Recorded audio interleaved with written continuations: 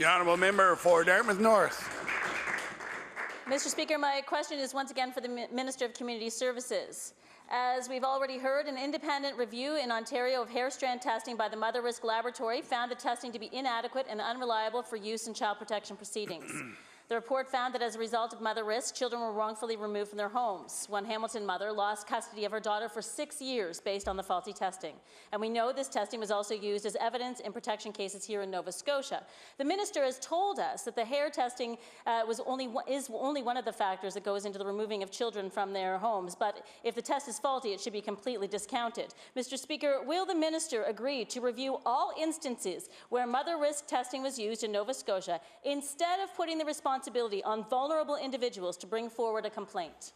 The Honourable Minister of Community Services. I want to thank the honourable member for her question. I want to assure her that in cases where child custody is being investigated, we have a number of different tools that we use to determine whether or not a child should be removed from parental custody. I want to assure this honourable member that we, in fact, a lab test would only be one of many different standards that would be looked at when custody is being decided. Thank you. The honourable member for Dartmouth North.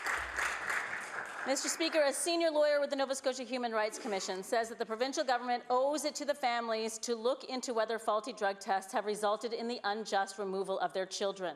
Many people who are potentially affected don't have the resources to argue over this with the department. Yesterday, in response to a media story, ADSM for Women and Children tweeted that they were reminded of a mom who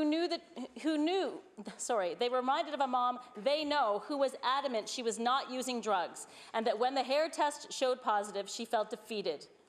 Mr. Speaker, given how the system has failed these families, does the minister think it is reasonable to expect them to come forward to that same system now?